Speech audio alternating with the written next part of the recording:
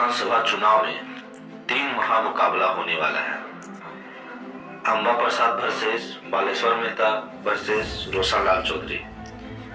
बालेश्वर मेहता जो झारखंड लोकतांत्रिक क्रांतिकारी मोर्चा JLKM से चुनाव लड़ रहे हैं और रोशनलाल चौधरी जो बीजेपी भारतीय जनता पार्टी के उम्मीदवार होंगे। के साथ अंबा प्रसाद कांग्रेस के बीच यह चुनाव बड़कागांव विधानसभा क्षेत्र में एक दिलचस्प और त्रिकोणीय मुकाबला बनता है। इस चुनाव में कई महत्वपूर्ण कारक भूमिका निभाएंगे और हर उम्मीदवार की अपनी खास रणनीति होगी।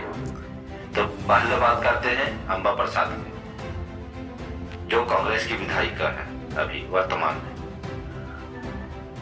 अंबा प्रसाद ने पिछले चुनाव में अपनी युवा और ऊर्जावान छवि के साथ जीत हासिल की थी।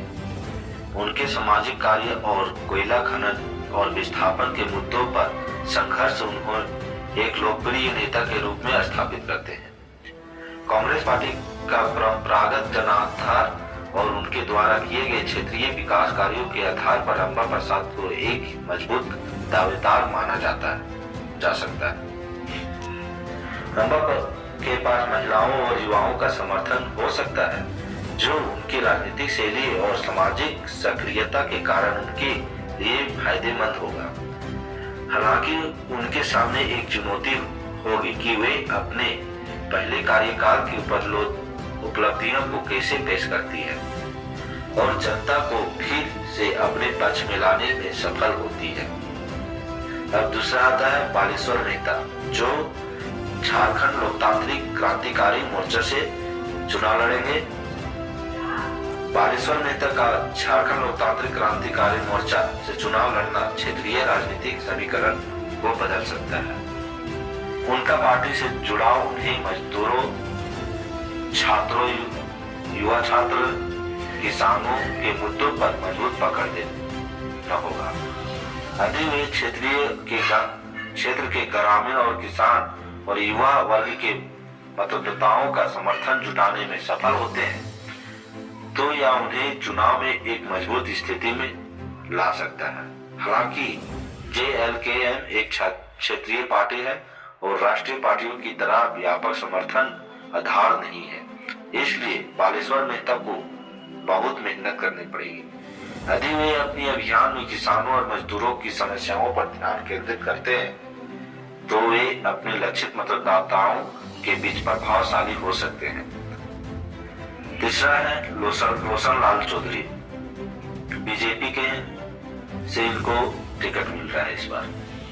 बीजेपी के उम्मीदवार होने के नाते रोशनलाल चौधरी को पार्टी की मजबूत संगठनात्मक संरचना और केंद्रीय नेतृत्व का फायदा मिलेगा। बीजेपी का समर्थक आधार राष्ट्रीय स्तर पर व्यापक है और रोशनलाल इसके चलते क्षेत्र में प्रभावी प्रचार कर सकते हैं। क्षेत्रीय और राष्ट्रीय मुद्दों को मिलाकर रोशनलाल चौधरी का प्रचार क्षेत्र के पारंपरिक भाजपा समर्थकों के साथ साथ अन्य मतदाताओं को भी आकर्षित कर सकता है। जातीय और धार्मिक समीकरण भी रोशनलाल के पक्ष में हो सकते हैं, खासकर अगर बड़कागांव के महत्वपूर्ण समुदायों को ध्यान में रखकर अपना चुनावी अभियान चलाते हैं। उन्हें अंबा प्रसाद के खिलाफ सीधे मुकाबला में जनता को यह समझाना होगा कि वे किस तरह के क्षेत्र में बदलाव ला सकते हैं और राष्ट्रीय राजनीति के संदर्भ में झारखंड के विकास के लिए किस तरह के फायदेमंद हो सकते हैं। अब चुनावी समीकरण और संभावित परिणाम क्या हो सकता है। अंबा प्रसाद को उन मतदाताओं पर ध्यान केंद्रित करना होगा जो पिछले चुनाव में उनके साथ थे, विशेष रूप से महिलाएं, युवा और स्थानीय सामाजिक मुद्दों से जुड़े मतदाता। उनकी वापसी का मुख्य आधार उनके काम और जनसंपर्क पर निर्भर करेगा। बालेश्वर मेहता की चुनौती है कि वे JLKM मतलब झारखंड लोकतांत्रिक क्रांतिकारी मोर्चा की नीतियों को जनता तक किस हद तक प्रभावी रूप से पहुंचा सकते हैं। किसान, छात्र, युवा, मजदूर वर्ग की समस्याओं को उजागर करना उनके लिए लाभकारी होगा। लेकिन पार्टी की क्षेत्रीय सीमाओं को पार करना उनकी सबसे बड़ी चुनौती रहेगी। रोशनलाल चौधरी के पास बीजेपी की संगठनात्मक ताकत और राष्ट्रवादी मुद्दों पर आधारित समर्थन है। यदि वे क्षेत्र के मतदाताओं के साथ जुड़ने और स्थानीय समस्याओं का समाधान करने का ठोस खाका पेश करते हैं तो वे अंबा प्रसाद और बलेश्वर मेहता के खिलाफ कड़ी टक्कर दे सकते हैं।